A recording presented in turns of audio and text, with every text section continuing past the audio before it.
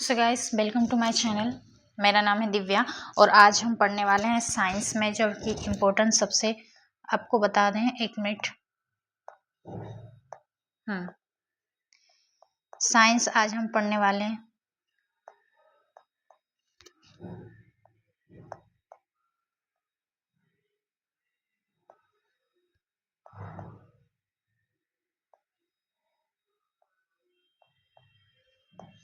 जी हाँ, हम साइंस में पढ़ने वाले हैं सबसे इम्पोर्टेंट जो होता है बायो।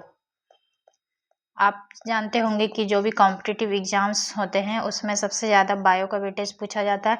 इसके बाद आपका आता है केमिस्ट्री के बारे में, ठीक है, और इसके बाद ही आपका फिजिक्स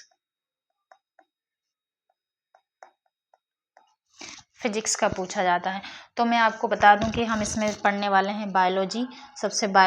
फर्स्ट में हम बायोलॉजी का अध्ययन करेंगे, इसके बाद हम केमिस्ट्री एंड फिर फिजिक्स के बारे में हम इसमें पढ़ेंगे। तो मैं आपको सबसे इम्पोर्टेंट चीज़ बता दूं कि बायो में जो सबसे ज़्यादातर पूछे जाने वाला टॉपिक जो है वो रहा है आपका हमेशा से ही सेल के बारे में सबसे ज़्यादा पूछा जाता है।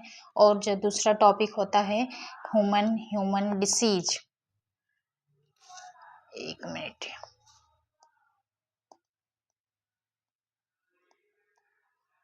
ह्यूमन डिसीज के बारे में पूछा जाता है। तो मैं आपको सबसे इम्पोर्टेंट बता दूं कि हम इसमें जो पढ़ने वाले हैं सबसे पहले सेल अर्थात कोशिका के बारे में अध्ययन करने वाले हैं। ध्यान रहे, हम इसमें हिंदी और इंग्लिश दोनों भाषाओं का उपयोग करने वाले हैं। तो आप कृपया करके चैनल को सब्सक्राइब करें और यदि आपको वीडियो पसंद आता है तो आप इसको लाइक ज़रूर करें। चलिए आगे बढ़ते हैं। हम सेल के बारे में आपको बता दें कि सेल के बारे में हम सबसे पहले जानेंगे इसके पार्ट के बारे में। आप जैसा कि आप जानते हैं कि सेल के दो भाग होते हैं, एनिमल सेल और दूसरा होता है प्लांट सेल, ठीक है। इतना तो आप जानते हैं। जो एनिमल सेल होता है ये होता है जंतु कोशिका और ये जो होती है पादप कोशिका जो कि पेड़ पौधों में प्लांट में पाई जाती है। इसमें देखते हैं प्लांट सेल और एनिमल सेल के बारे में हम थोड़ा सा डिफरेंट ये हम जान लेते हैं, फिर हम इसको डिटेल में अध्ययन करेंगे इसका। तो सबसे कॉमन चीज़ है कि न्यूक्लियस जो होता है दोनों में पाया जाता है, ठीक है। न्यूक्लियस जो होता है प्लांट सेल में भी होता है और एनिमल सेल में भी होता है, ये रहा न्यूक्लियस। इसके बाद होता है माइटोकॉन्ड्रिया। माइटोकॉन्ड्रिया जो होता है एनिमल सेल में होता है और प्लांट सेल में भी पाया जाता है। फिर इसके बाद होता है सेल मेम्ब्रेन। सेल मेम्ब्रेन जो होती है इसकी कोशिका झिल्ली होती है, ठीक है ना। सेल मेम्ब्रेन जो होती है कोशिका झिल्ली जो कि प्लांट सेल में भी पाई जाती है और एनिमल सेल में भी पाई जाती है। हम इसको डिटेल्स में पढ़ेंगे। आपको बता दें कि न्यूक्लियस जो होता है इसको हम कहते हैं केंद्रक। हिंदी वाले बच्चे ये ना कहे कि हमें समझ नहीं आ रहा है, इसको पढ़ेंगे हम केंद्रक, ठीक है। एक मिनट थोड़ा सा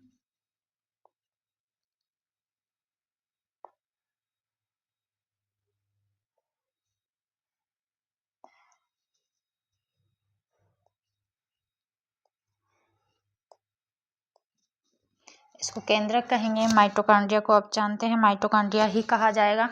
और जो होता है न्यूक्लियस इसमें भी वही होगा। और सेल मेम्ब्रेन जो होती है इसकी कोशिका झिल्ली, इसको लिख देंगे हम, जो होती है कोशिका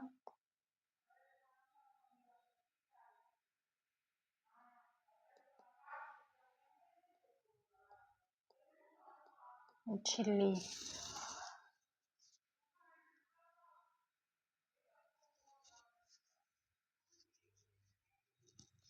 सेल मेम्ब्रेन हो गई कोशिका झिल्ली और होता है केंद्रक जो कि न्यूक्लियस को कहा जाता है।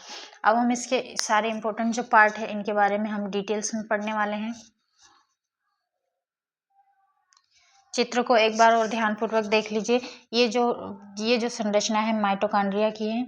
ये जो होता है राइबोसोम होते हैं, ठीक है ना। ये जो पॉइंट वाले होते हैं लाइसोसोम होंगे। ये जो बेस बचा है, जो स्पेस बचा होता है रिक्तिका कहलाती है। और ये जो क्रोमेटिन पाए जाते हैं, इसको ध्यान रहे, ठीक है ना। चलिए आगे बढ़ते हैं हम लोग।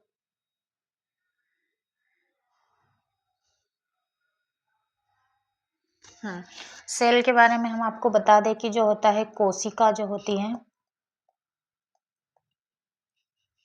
कोशिका अर्थात सेल। सेल क्या होती है, आप सभी जानते हैं कि बॉडी पार्ट जो बना होता है, ह्यूमन बॉडी हो चाहे प्लांट हो, इस सभी कोशिकाओं से मिलकर बना होता है। कोशिकाएं जो होती हैं इस प्रकार से एक छोटी छोटी संरचनाएं होती हैं, ब्लड में पाई जाती हैं। यही कोशिकाएं मिलकर क्या करती हैं, एक टिश्यू का निर्माण करती है जिसको कहा जाता है ऊतक।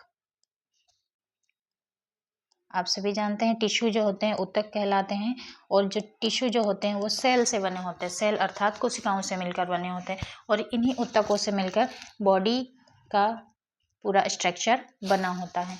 तो आपको बता दें कि कोशिका में कौन कौन से भाग होते हैं, आप जानते हैं पहले से। आइए थोड़ा सा डिटेल्स में देखते हैं। कोशिका के जो भाग हैं, हम कोशिका के अंगों के बारे में जानेंगे। ठीक है, कोशिका के अंग। कोशिका अंग, कोशिका के अंग आप सभी जानते हैं कि कौन कौन से पार्टिकल हम मानेंगे कि कोशिका के एक तो अंगक होते हैं जिसमें कोशिका के महत्वपूर्ण भाग पाए जाते हैं। देखिए कौन कौन से हैं। सबसे फर्स्ट हम देख चुके हैं चित्र में, सबसे फर्स्ट में हमने देखा है केंद्रक। केंद्रक के बारे में हमने पढ़ा है सबसे फर्स्ट में। इसके बाद हमने दूसरा पार्ट कौन सा पढ़ा है इसमें, दूसरा हम देखते हैं माइटोकॉन्ड्रिया।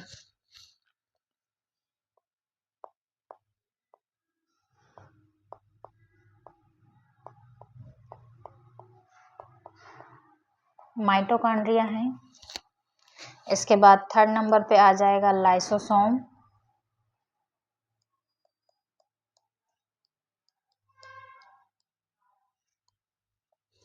लाइसोसोम हो गया। फिर आता है गोल्गी बॉडी, अथवा इसको कहा जाएगा गोल्जी उपकरण।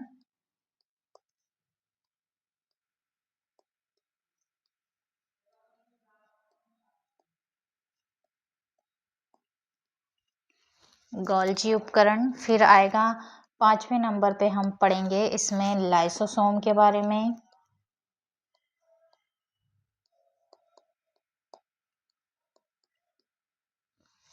सॉरी बाय मिस्टेक लाइसोसोम हम लिख चुके हैं, हम लोग पढ़ेंगे इसमें, एक मिनट मिस्टेक हो गया, राइबोसोम के बारे में। ठीक है, राइबोसोम नहीं लिखा हमने, राइबोसोम्स के बारे में पढ़ेंगे। इसके कौन कौन से भाग हैं हम ये देख रहे हैं, राइबोसोम हो जाएगा।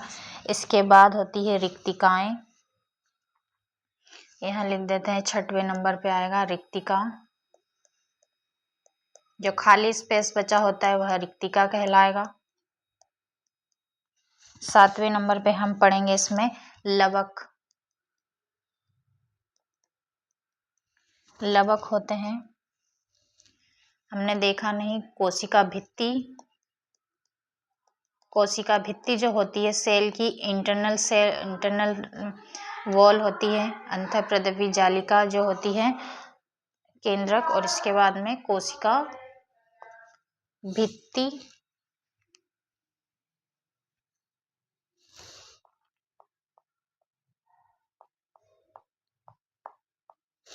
कोशिका भित्ति हो जाएगा। फिर इसके बाद 9th नंबर पे आएगा कोशिका झिल्ली।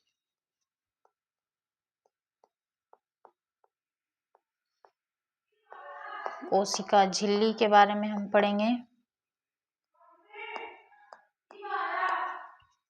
और 10वें नंबर पर हम इसमें देखेंगे कोशिका द्रव्य, जो कि पूरी जो सेल होती है कोशिका द्रव्य से भरी होती है। ठीक रहा, हम इतने भागों के बारे में अध्ययन करेंगे इसमें, जो कि हम इस सारे कोशिका के भाग होते हैं। अब आपको मैं इसमें बता देती हूँ कि कुछ पार्टिकल ऐसे होते हैं जो केवल प्लांट सेल में पाए जाते हैं, कुछ होते हैं जो प्लांट सेल में ही होते हैं, और कुछ जो होते हैं एनिमल सेल में ही पाए जाते हैं। ठीक है ना, तो आपको बता दें कि कुछ चीज़ें हैं जो इसमें सभी में पाई जाती हैं, दोनों में, और कुछ कॉमनली होती है जो केवल सिंगल सेल्स में पाई जाती हैं। चलिए आगे देखते हैं हम लोग। फ्रेंड मैं जो भी पढ़ा रही हूँ अपने नोट्स के थ्रू आपको पढ़ा रही हूँ, यदि आप चाहे तो इसको नोट कर सकते हैं, आपके लिए बहुत ही काम की चीज़ें हैं ये सब।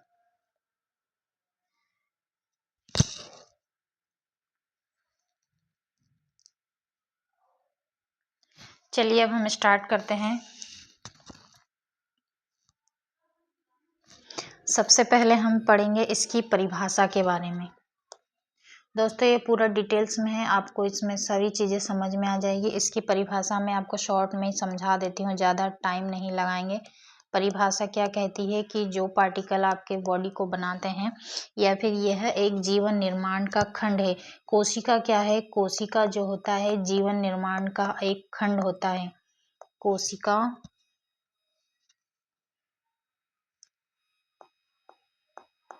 क्या है? जीवन निर्माण का खंड है।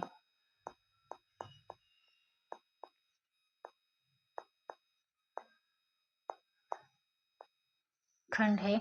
और दूसरा हम इसको समझते हैं, दूसरा है जीवन की आधारभूत इकाई, जो एक कॉमन परिभाषा इसकी है जो सब जगह चलन में है।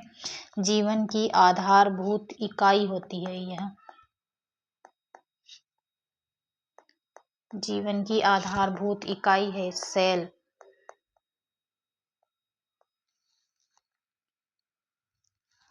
और एक तीसरे नंबर पे हम इसमें पढ़ लेते हैं कि क्या है यह। जीवन को संरचनात्मक ढांचा प्रदान करती है या संरचनात्मक एवं क्रियात्मक इकाई है। जीवन की संरचनात्मक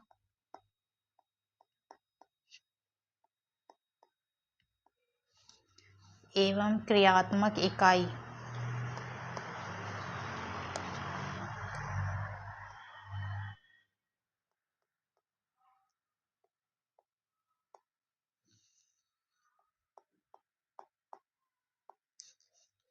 संरचनात्मक और क्रियात्मक इकाई है। आई श्योर कि आप समझ गए होंगे कि सेल के बारे में हमने इतनी सारी अध्ययन कर ली हैं। ये सब चीज़ें, ये तीनों बातें जो हैं सेल का एक उदाहरण प्रस्तुत करता है। यह सेल की परिभाषा डिस्क्राइब करता है, जिसमें कहा गया है कि कोशिका जीवन निर्माण का खंड है या जीवन की आधारभूत इकाई है एवं जीवन की संरचनात्मक एवं क्रियात्मक इकाई के रूप में जानी जाती है। चलिए आगे बढ़ते हैं हम लोग। आगे देखते हैं सेल के बारे में। हमने इसकी परिभाषा देखी, अब हम इसके बारे में जानते हैं कि इसकी खोज किसने की। वास्तविकता में सेल की खोज किसने की है? कोशिका की खोज सबसे पहली बार, देखो इसको बहुत लोगों ने रिसर्च किया इसके बारे में, तो सबसे पहले जिसने इसे देखा था वो थे रॉबर्ट हुक।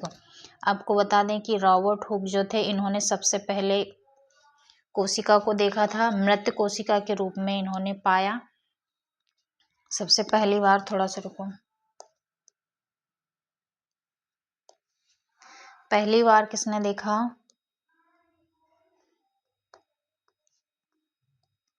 पहली बार देखा था रॉबर्ट हुक ने। रॉबर्ट हुक ने सबसे पहली बार देखा था सन 1665 में। ठीक है, 1665 में पाया था। इन्होंने क्या किया? इन्होंने इसको पाया था एक मृत कोशिका के रूप में। किस रूप में पाया था? मृत सेल्स के रूप में, मृत कोशिका के रूप में इस सेल को पाया इन्होंने। सबसे पहले जिसने खोजा वो थे रॉबर्ट हुक, जिन्होंने क्या किया? सबसे पहले इसे मृत सेल के रूप में पाया था या फिर मृत कोशिका में पाया था। और इन्हें ही क्या कहा गया है? कोशिका विज्ञान के पिता कहा गया है। 2 पॉइंट इसमें ध्यान रखें। एक पहला है मृत कोशिका के रूप में पाया, इस सेल का अध्ययन किया। और दूसरी बात, ये जो थे कोशिका के पितामह भी कहा जाते हैं। कोशिका के पिता, ये प्रश्न पूछा जाता है कि कोशिका विज्ञान के पिता किसे कहा गया है? रॉबर्ट हुक को कहा गया है।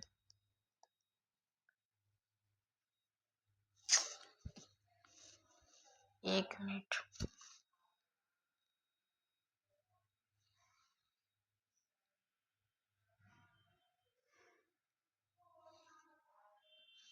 फ्रेंड, थोड़ा सा समय लगेगा, 1 मिनट। आपको सबसे पहली बात मैं आपको बता दूं कि जो कोशिका विज्ञान के पिता कहे जाते हैं रॉबर्ट हुक, जिन्होंने सबसे पहले सेल को पाया, मृत कोशिका के रूप में पाया रॉबर्ट हुक ने सन 1665 में। ये इंपॉर्टेंट क्वेश्चन है, आपके एग्जाम में अवश्य पूछा जाता है।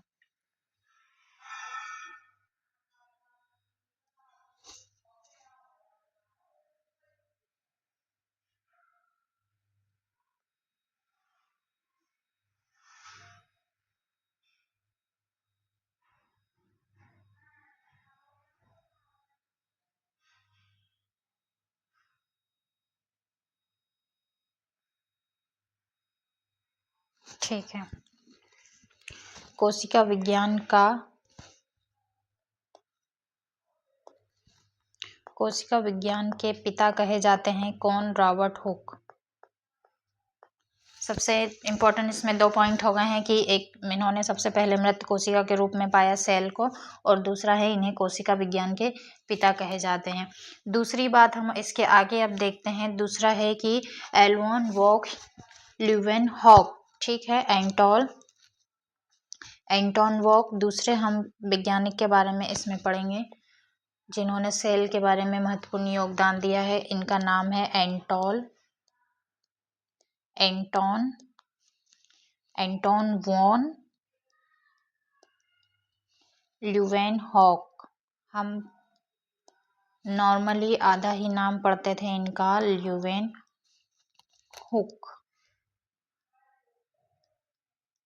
ठीक है। इन्होंने क्या किया, 1674 में सेल के बारे में एक और नई रिसर्च की। इन्होंने क्या किया, इन्होंने इसे एक जीवित कोशिका के रूप में पाया। इन्होंने क्या किया,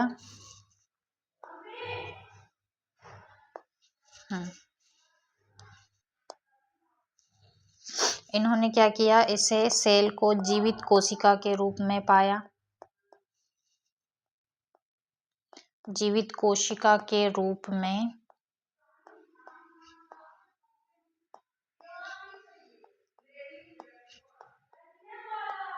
इन्होंने इसे जीवित कोशिका के रूप में पाया। कहाँ पाया? तालाब वाले जल में। तालाब के, जो कि एक चीज ध्यान रखें, तालाब का पानी जो होता है बारिश का पानी होता है, जमा हुआ, जो काफी समय तक स्टोर रहता है। इसमें नए नए जीव जंतु उत्पन्न हो जाते हैं। तो इन्होंने कहाँ पाया? तालाब वाले जल में, जिसमें कि नई जीव की उत्पत्ति होती है। जो पानी हमेशा खराब, मतलब सड़ गया होता है, तो उस पानी में इन्होंने पाया कि ये एक जीवित कोशिका के रूप में पाया सेल को, तालाब वाले जल में, ठीक है। इन्होंने इसे जीवित रूप में पाया। अब हम आगे चलते हैं तीसरे वैज्ञानिक के बारे में पढ़ने, ठीक है। हम इसमें थोड़ा सा नंबरिंग कर देते हैं। सबसे फर्स्ट जो थे रॉबर्ट हुक।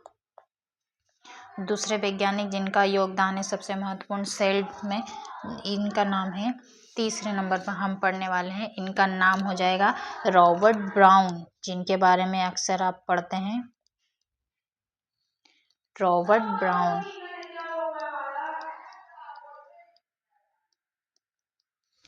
रॉबर्ट ब्राउन जिन्होंने क्या किया, 1831 में केंद्रक की खोज करी।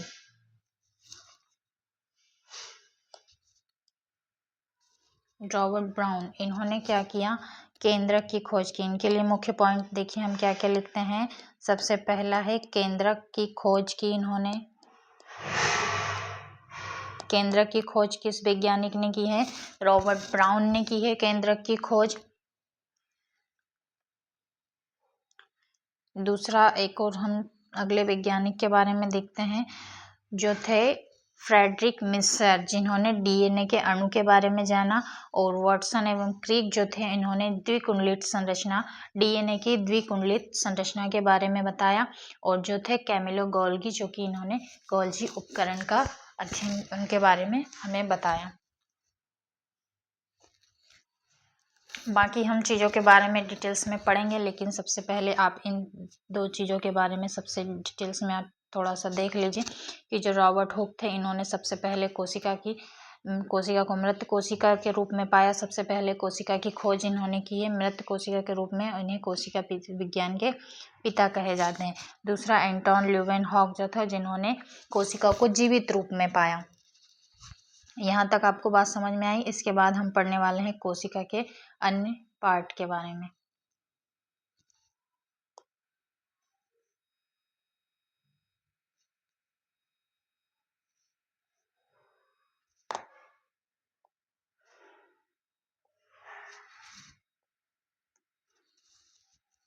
ठीक है,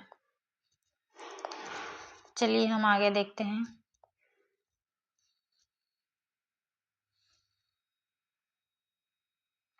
अब हम पढ़ने वाले हैं कोशिका के प्रकार।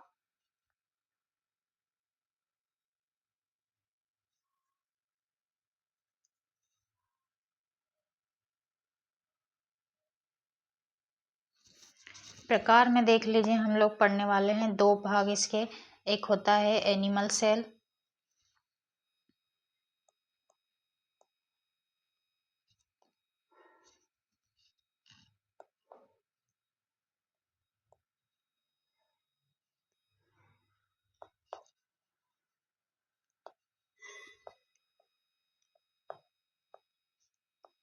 पादप कोशिका,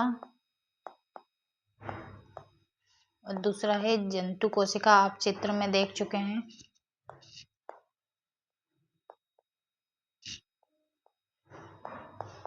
जंतु कोशिका, ये 2 भाग होंगे पादप और जंतु कोशिकाओं के।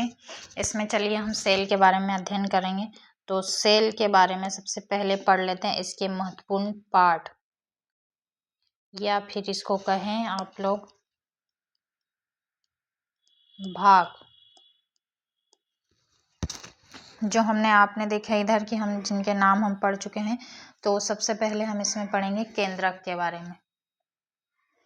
भाग में सबसे पहले हम देखेंगे इसका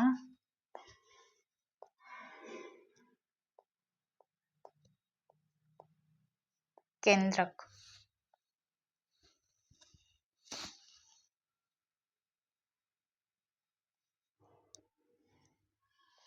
देखो, केंद्रक में मुख्य पॉइंट नोट करेंगे। केंद्रक का सबसे पहला पॉइंट होता है कि यह जो होता है सबसे बड़ी कोशिका की संरचना होती है। कोशिका की सबसे बड़ी संरचना, कोशिका की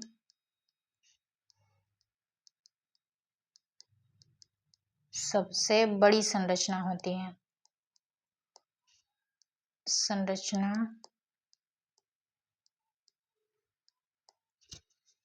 कोशिका की सबसे बड़ी संरचना होती है केंद्रक। और दूसरा इसको कहा जाता है कोशिका का दिमाग। जी, कोशिका का दिमाग कहा जाता है केंद्रक को। ये प्रश्न अक्सर पूछा जाता है कि कोशिका का दिमाग किसे कहा जाता है।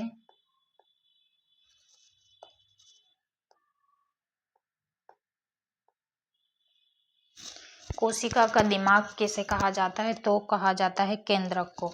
ठीक है, इतना आप समझ गए होंगे कि कोशिका का दिमाग केंद्रक को कहा जाता है। कुछ लोग क्या करते हैं, माइटोकॉन्ड्रिया को लगा देते हैं, टिक कर देते हैं, जबकि माइटोकॉन्ड्रिया गलत होगा, क्योंकि कोशिका का दिमाग कहा जाता है केंद्रक अथवा न्यूक्लियस को। अब आपको बता दें, चलिए केंद्रक का हम थोड़ा सा चित्र देख लेते हैं।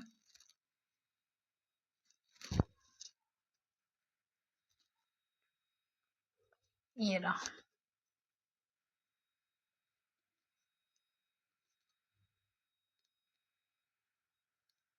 ठीक है,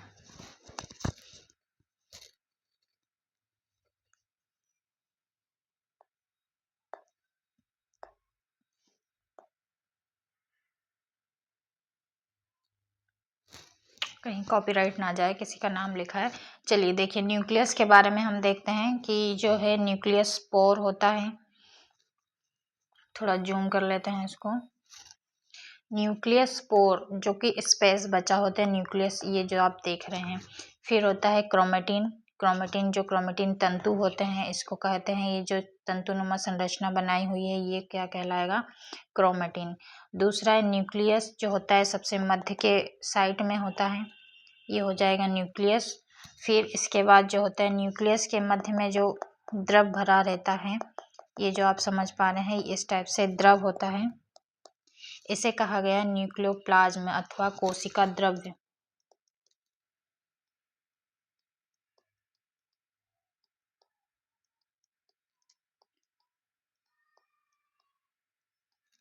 इसे कहा गया है कोशिका द्रव्य। और इसके बाद होता है न्यूक्लियर इन्वॉल्व।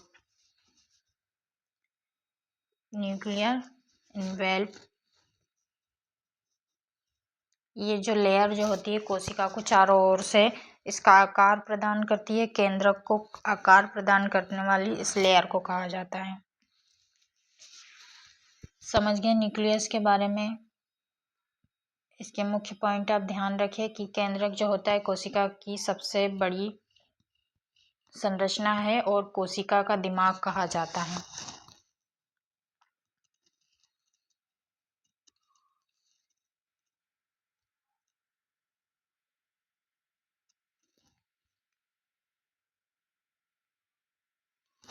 इसके आगे चलिए देखते हैं। दूसरी चीज मैं आपसे इसमें बता दूं कि केंद्रक जो है इसके मुख्य घटक देखते हैं हम लोग। इसके जो घटक हैं,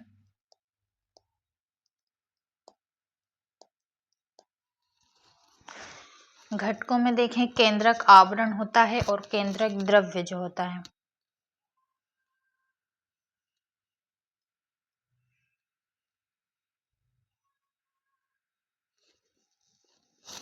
घटक में देखें, एक होता है इसका केंद्रक आवरण,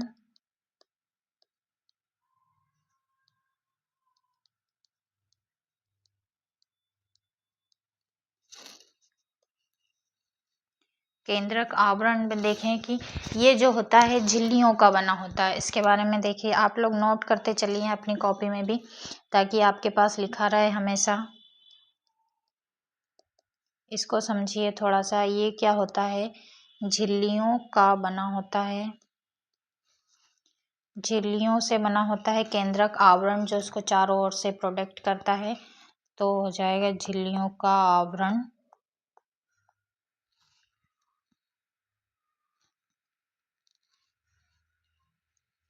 झिल्लियों का आवरण बना होता है या झिल्लियों का बना होता है।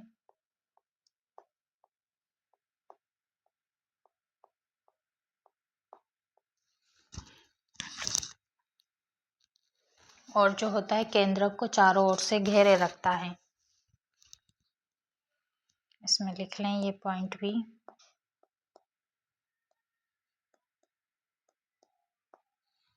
केंद्रक को घेरे रहता है।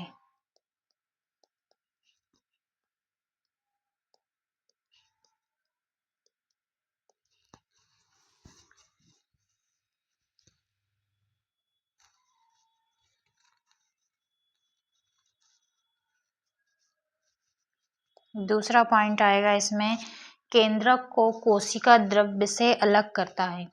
मतलब समझे आपकी जो इसकी आउटर लेयर है, जो एक मिनट है ना,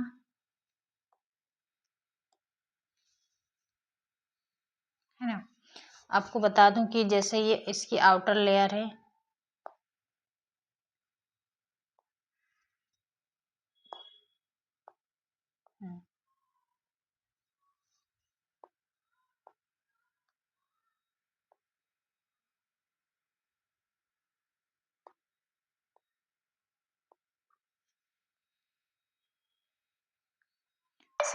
समझिए इसको थोड़ा सा।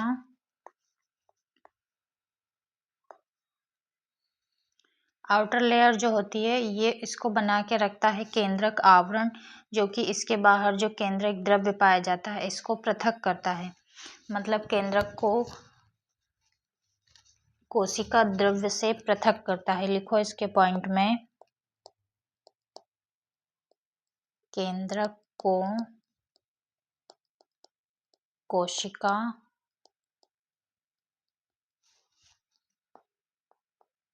द्रव्य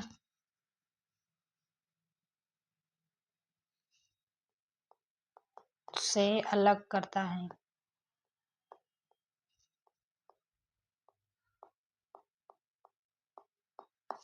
ये दो मुख्य बातें हो गई केंद्रक आवरण के बारे में। केंद्रक के बारे में हम जो डिटेल्स में देख रहे हैं, तो केंद्रक के आवरण के बारे में दो पॉइंट हो गया कि झिल्लियों का आवरण बना होता है जो केंद्रक को घेरे रहता है और केंद्रक को कोशिका द्रव्य से अलग करता है। दूसरा पॉइंट है इसमें, दूसरा है इसका केंद्रक द्रव्य।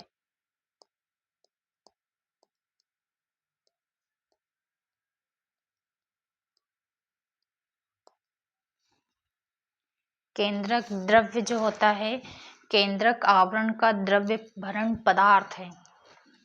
समझ गए होंगे आप हम किसकी बात कर रहे हैं। ये जो द्रव्य भरा है इसमें न्यूक्लियोप्लाज्म जो कि केंद्रक में पाया जाता है, तो ये जो है केंद्रक आवरण का द्रव भरण पदार्थ है, मतलब लिक्विड ग्राउंड सब्सटेंस होता है।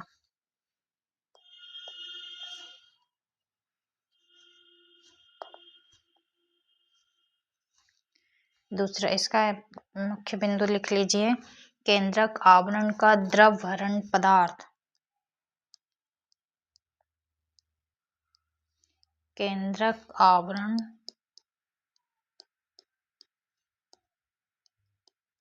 का द्रव भरण पदार्थ। ठीक है,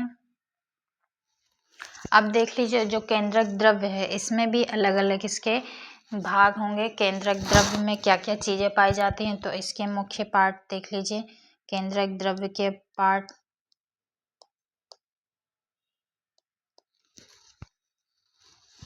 केंद्रक द्रव्य में क्या क्या चीजें पाई जाती हैं, थोड़ा इसको देखें। प्रकार समझ लीजिए इसका, चाहे क्या है कुछ भी कहिए आप। इसमें जो भाग होते हैं तो इसमें आएगा केंद्रिका,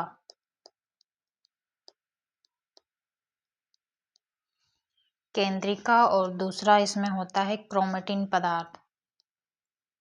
दूसरे जो इसमें होते हैं वो होते हैं क्रोमेटिन तत्व,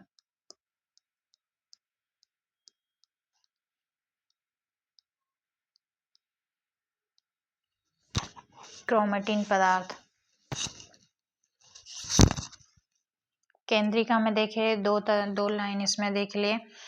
केंद्रिका के भाग समझें कि ये जो होते हैं एक संख्या में एक से कहीं ज्यादा अधिक होते हैं, बहुत अधिक संख्या में होते हैं, ऐसा लिखे इसको, बहुत अधिक संख्या में होते हैं। ये छोटे छोटे पार्टिकल होते हैं।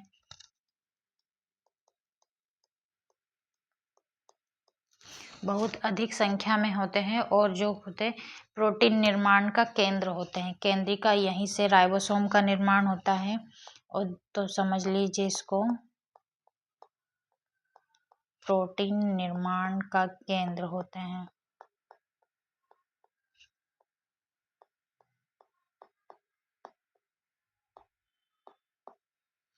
समझ गए। केंद्रिका में जो होते हैं बहुत अधिक संख्या में पाए जाने वाले छोटे छोटे पार्टिकल होते हैं, यही क्या करते हैं, प्रोटीन निर्माण का भाग होते हैं। जैसे कि राइबोसोम, एग्जाम्पल के लिए देख लें, राइबोसोम का निर्माण यही कोशिका से होता है। ठीक है, इसी न्यूक्लियस से होता है राइबोसोम का निर्माण।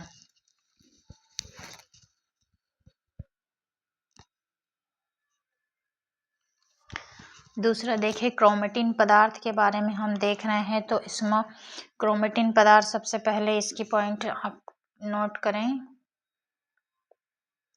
ये जो होते हैं धागे नुमा संरचना होती है,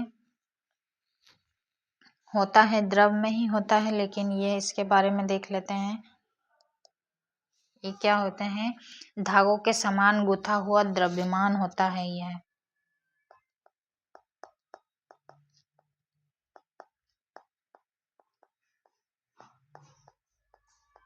धागों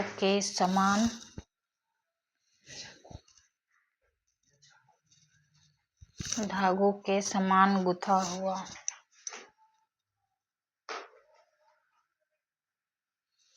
वो वाला ले लो।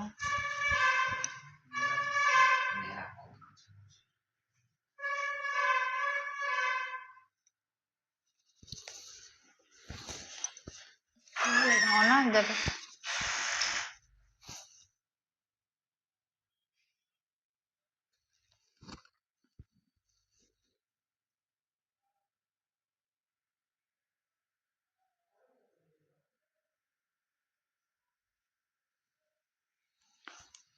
तो दोस्तों यहाँ तक हम आज क्लास को कंप्लीट करते हैं। इसके बाद आगे की क्लास हम कर लेंगे और इसका हम फिर से रिवीजन भी कर लेंगे एक बार। आज थोड़ा सा सिस्टम काम नहीं कर रहा है, तो मिलते हैं आपसे अगले वीडियो में।